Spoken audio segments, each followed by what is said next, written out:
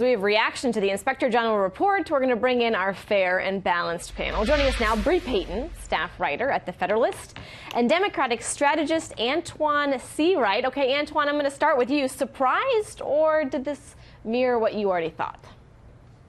Well, I think there are four things that most reasonable people have taken from the IG's report. Number one, that the FBI was right not to charge Hillary because of the email scenario. Number two, there was no political bias for their decisions to do so. Number three, Comey made some very critical mistakes. And number four, those mistakes end up helping Donald Trump in the end. Now, the Republicans will put their spin and say that, they will use the 7 words from that text messages, no, we will not let it happen, and use that as a way to pour cold water on the Mueller investigation. But the devil is in the details, and those details in that 500-page report lay out those 4 things I just mentioned. Yeah, Bree, I want to get your reaction because Antoine had those 4 points, and I want to just get your reaction on the first 2 before we get probably to the next 2. FBI was right and no political bias. What is your response to that? Because I assume that you feel pretty passionately otherwise.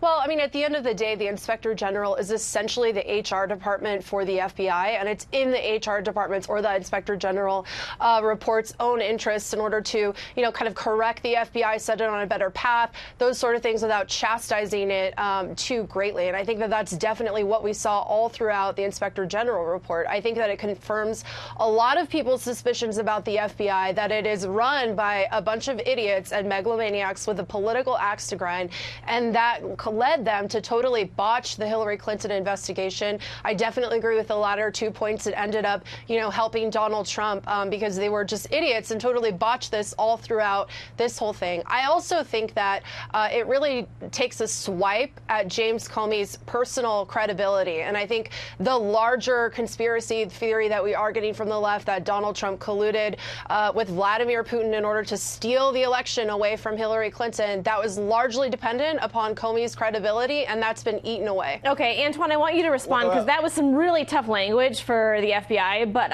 I don't get paid to agree or disagree with you. That's what Antoine is for. That and the second piece of your argument as well. Well, I appreciate you being fair and balanced, but I know that Republicans want to run these 2 things together, but the Russia investigation and the Clinton email investigation are 2 separate things, and it's funny to hear my friend on the right talk about the FBI and their agency being basically stupid when the Republican Party brand themselves as the party of law and order. Sounds very hypocritical coming from the extreme right. Well, and I also want to talk about when Bree, you talked about James Comey, and he did have an op-ed in the New York Times, and I want to bring in Antoine because he said he did disagree with the IG's findings, but it didn't sound like he took back his decision. And Antoine, I want you to respond to that, and then Bree, I'll get your take. Well, look, I'm not a fan of Comey. In my personal opinion, I think he caused Hillary Clinton the election. But it's funny to hear the Republicans beat up on him when before all of this, he was like the angel child of the Republican Party. I mean, he was their guy. And now this happened, and all of a sudden he's a bad guy. Okay, Bree. Okay, that's absolutely not true. All throughout, I'm old enough to remember 2 weeks ago when the Democrats loved James Comey, and they all said that he was the last honest Boy Scout in Washington, D.C.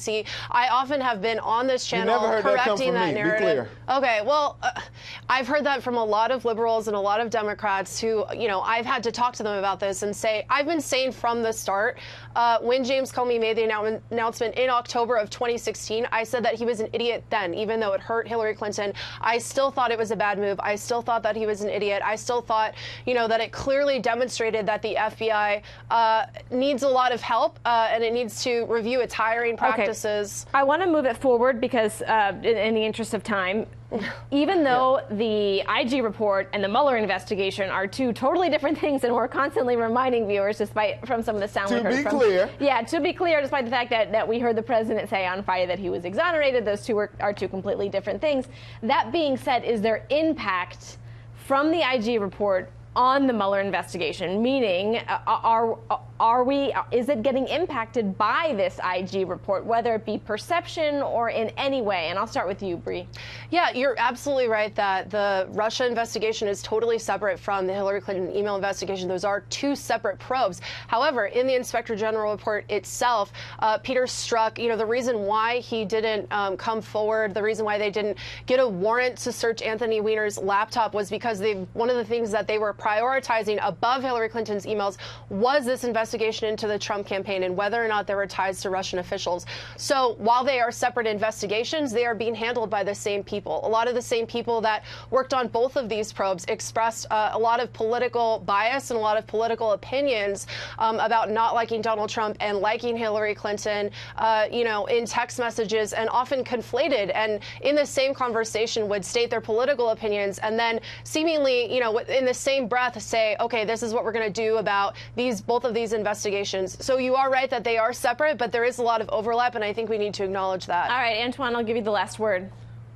There's a good chance that all of us, no matter what your role or job is, has a political opinion, number one. Number two, and they're two different things. The bottom line is this IG, the only thing that makes it relevant is the fact that the right wing and the president will try to push these two together to make the case to pour cold water again on the Mueller investigation. But we all know that's not true. We all know it's two different things. It's not one and the same. All right, Antoine, Bree, thank you for the discussion. I assume we'll have you back because there, like we said, a whole nother storyline there. Thank you so much. Appreciate it.